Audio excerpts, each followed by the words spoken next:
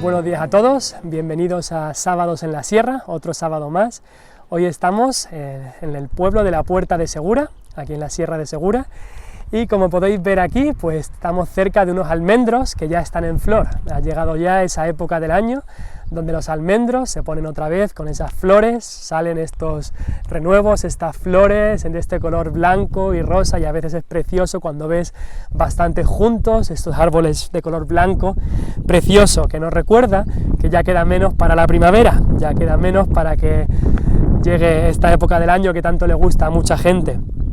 Y hoy quiero contar una historia muy interesante que encontramos en el cuarto libro de la Biblia, el libro de Números.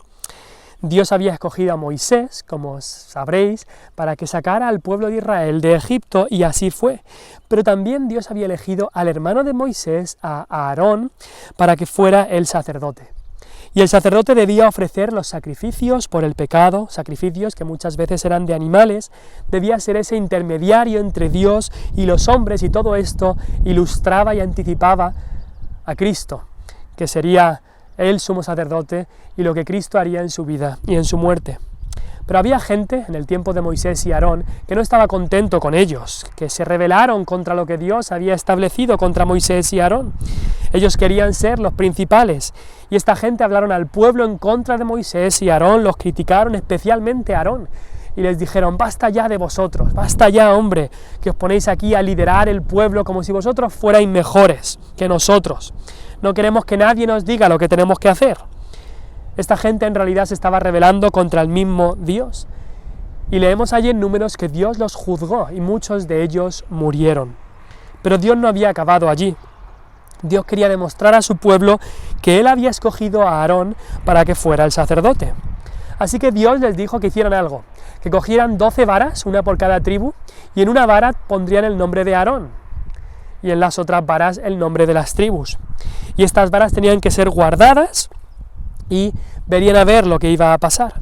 Cuando fueron al día siguiente, la vara de Aarón, una vara de almendro, en Números 17:8 nos dice que esa vara había reverdecido. Todas las otras varas seguían igual, pero la vara de Aarón había reverdecido, había echado flores, había arrojado renuevos y producido almendras. Un milagro que solo Dios lo podía haber hecho. Y Dios así estaba reivindicando a Aarón como el sacerdote que él quería que estuviera en ese puesto. Y esa vara de almendro que Dios obró ese milagro en el tiempo de Aarón, esa vara de almendro nos habla de Cristo.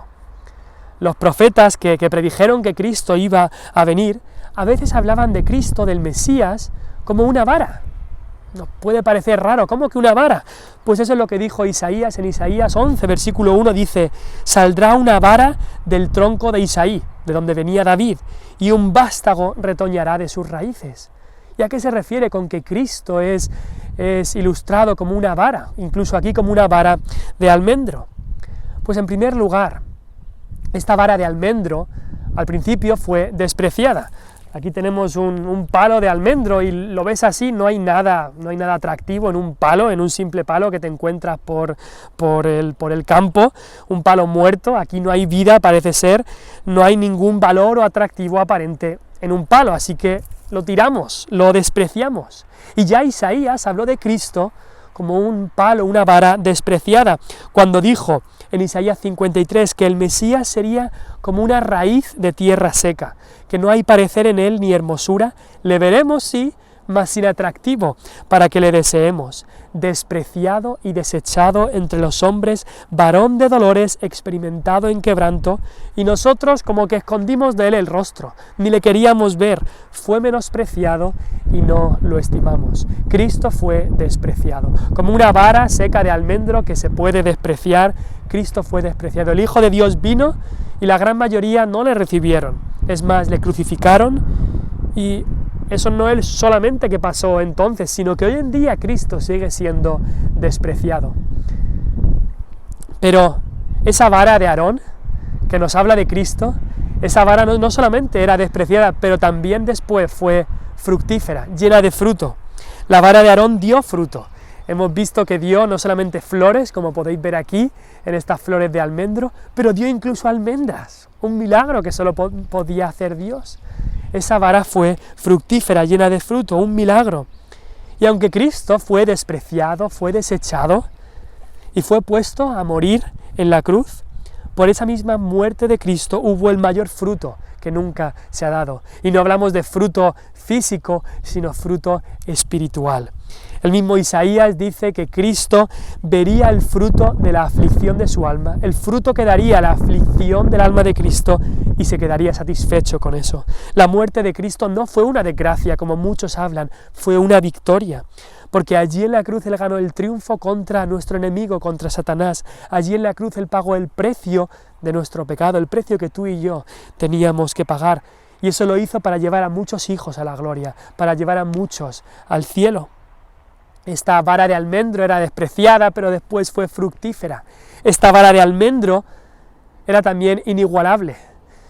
Este milagro que hizo Dios en tiempos de Aarón indicaba a los oponentes y a toda la nación de Israel que solamente Aarón era el que Dios había elegido como sacerdote. Aarón y sus descendientes eran los elegidos para ser los sacerdotes en ese tiempo. Pero todo este sacerdocio de Aarón y sus descendientes era solamente una ilustración que apuntaban hacia alguien, hacia ese gran sumo sacerdote, hacia Cristo mismo, el Mesías, que vendría. Y cuando Cristo vino, Dios lo dijo, Él era inigualable. Dios desde el cielo con su voz dijo: este es mi Hijo amado en quien tengo complacencia. Eso ocurrió en el bautismo de Cristo. Dios puso a Cristo como aquel que es inigualable. Cristo mismo lo dijo: yo soy el camino, el único camino, la verdad, la única verdad, la vida, la única vida. Es lo que Cristo nos dijo. Él es el único que nos da la salvación. La única salvación posible está en Él. Y allí, en la cruz, Él es el que nos salva de nuestros pecados. No hay salvación en ningún otro, porque no hay otro nombre dado a los hombres en que podamos ser salvos. Él es el sacerdote, el único sacerdote que ofreció ese sacrificio, pero Él también es el mismo sacrificio. Él es el Cordero de Dios que quita el pecado del mundo. Esta vara de almendro era, sí, despreciada, pero después fue fructífera y es inigualable, pero también es perpetua. ¿Y a qué me refiero con eso?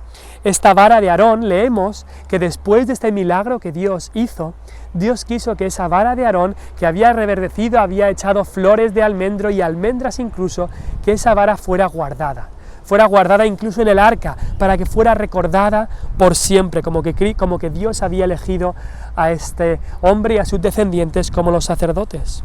Y el sacrificio de Cristo en la cruz no solo es que sea único, inigualable, sino que es perpetuo, es para siempre, no hay otro sacrificio que hacer. Cuando Cristo murió en la cruz, dijo unas palabras muy importantes, dijo allí en la cruz: consumado es. Consumado es, ¿qué quiere decir eso? Eso quiere decir: acabada está la obra, acabado está, ya he acabado la obra de salvación del hombre, ya no hay más sacrificio que hacer por el pecado. Y por eso ese sacrificio de la misa, que la Iglesia Católica Romana sigue haciendo en el día de hoy, es algo que no le agrada a Dios. Si estás interesado en saber más sobre las diferencias de lo que dice la Biblia a lo que las enseñanzas erróneas de la Iglesia Católica Romana, si estás interesado en saber esas diferencias, te animo a venir este domingo al culto allí en Cortijos Nuevos, en la calle Quebrada 11, en la Iglesia Evangélica, que hablaremos de estas cosas el domingo a las 11.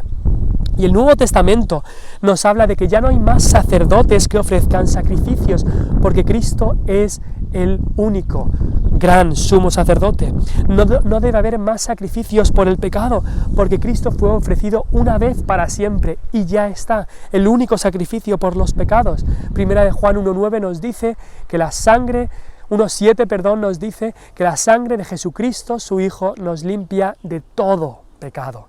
La sangre de Jesucristo, su Hijo, nos limpia de todo pecado. No de algunos pecados para que luego tú limpies los demás, sino de todo pecado. Cristo fue despreciado, pero en su muerte trajo mucho y muy buen fruto, fruto de almas que Él salvó.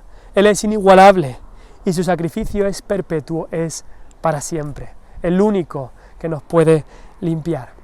espero que pienses en estas cosas y que haya sido de bendición. Nos despedimos desde aquí, desde la Sierra de Segura. Hasta luego.